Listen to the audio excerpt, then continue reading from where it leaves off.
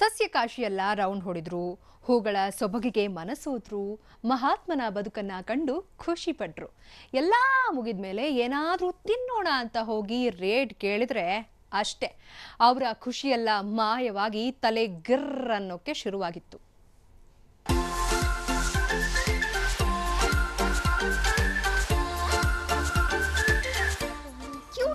ಪುಟಾಣಿಗಳ ಮಸ್ತಿ, ಲಾಲ್ಬಾಗ್ ತುಂಬೆಲ್ಲ ದೊಡ್ಡವರ ಜಾಲೆ, ಫ್ಯಾಮಿಲಿ ಜೊತೆಗೆ ಕಾಲ ಕಳೆಯೋ ಖುಷಿ. ಆದ್ರೆ ಅದೇ ಜೋಶ್ನಲ್ಲಿ ಏನಾದ್ರೂ ಕುಡಿಯೋಕೆ ತಿನ್ನೋಕೆ ಹೋದ್ರೆ ಫಸ್ಟ್ ಜೇಬ್ ತುಂಬಾ ಕಾಸಿದ್ಯಾ ನೋಡ್ಕೊಳ್ಳಿ. ಯಾಕೆ ಅಂದ್ರ ನೀವೇ ನೋಡಿ. ಒಂದು ಗ್ಲಾಸಿಗೆ ಎಷ್ಟು ಸರ್? 10 ರೂಪೀಸ್.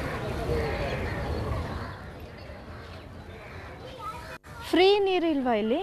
ಅದು ಬಾಟಲ್ ಎಲ್ಲ ಕೊಡ್ತೀರಾ? ಬಾಟ್ಲ ಎಲ್ಲ ಕೊಡ್ತಾರೆ. ಎಷ್ಟು ಬಾಟಲಿಗೆ? 30 ರೂಪೀಸ್. ಕೋನ್ ಎಷ್ಟು? 60 ರೂಪಾಯಿ. ಸೌತೆಕಾಯಿ ಎಷ್ಟು ಮೇಡಮ್? 20 ಮೇಡಮ್. ಸೌತೆಕಾಯಿ. ಇದು ಪೈನಾಪಲ್? ಪೈನಾಪಲ್ ಎಷ್ಟು?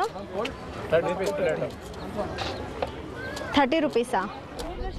ಅಯ್ಯೋ ಶಿವನೇ, ಜಸ್ಟ್ 1 ಗ್ಲಾಸ್ ಕುಡಿಯೋ ನೀರಿಗೆ 10 ರೂಪೀಸ್, 25 ರೂಪಿ MRP ಐಸ್ ಕ್ರೀಮ್ಗೆ 60 ರೂಪೀಸ್, 2 ಪೀಸು ಸೌತೆಕಾಯಿಗೆ 30 ರೂಪಾಯಿ, 1 ಪೀಸ್ ಕಲ್ಲಂಗಡಿಗೆ 20 ರೂಪಾಯಿ, 1 ಪೀಸ್ ಪೈನಾಪಲ್ಗೆ 20 ರೂಪಾಯಿ.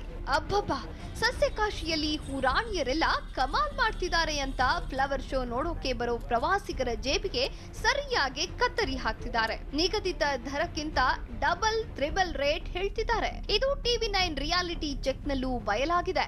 ಏನ್ ಸರ್ ಇಷ್ಟೊಂದು ರೇಟ್ ಹೇಳ್ತೀರಾ ಅಂತ ಕೇಳಿದ್ರೆ, ನಾವು ಪೊಲೀಸರಿಗೂ ಕೊಡ್ಬೇಕು, ಓನರ್ಗೂ ಕೊಡ್ಬೇಕು ಅಂತಿದ್ದಾರೆ. ಇಲ್ಲಿ 25 ರೂಪಾಯಿ ಇದೆ, 60 ರೂಪಾಯಿನಾ ಇದು?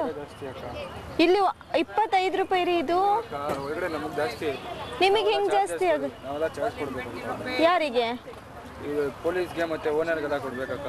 ನಾವು 55 ರೂಪೀಸ್ ಕೊಡ್ಬೇಕಕ್ಕ ಓನರ್ಗೆ. ಅದೆಲ್ಲಾದ್ರೂ ಹೋಗ್ಲಿ, ಫ್ಲವರ್ ಶೋ ನೋಡೋಕೆ ಬರೋರಿಗೆ ತೋಟಗಾರಿಕಾ ಇಲಾಖೆ ತಲಾ 70 ರೂಪಾಯಿ ಚಾರ್ಜ್ ಮಾಡಿ ಟಿಕೆಟ್ ಕೊಡುತ್ತೆ. ಆದ್ರೆ ಕುಡಿಯೋ ನೀರನ್ನು ಸರಿಯಾಗಿ ವ್ಯವಸ್ಥೆ ಮಾಡಿಲ್ಲ. ಇದು ಪ್ರವಾಸಿಗರ ಆಕ್ರೋಶಕ್ಕೆ ಕಾರಣವಾಗಿದೆ. ಐಸ್ ಕ್ರೀಮ್ಸೇ ಇರಲಿ, 25 ರೂಪಾಯಿ ಐಸ್ ಕ್ರೀಮ್ 60 ರೂಪಾಯಿಗೆ ಮಾರ್ತಿದ್ದಾರೆ. ಜ್ಯೂಸಸ್ಸೇ ಇರಲಿ, ಭಾರಿ ರೇಟ್ ಇದೆ.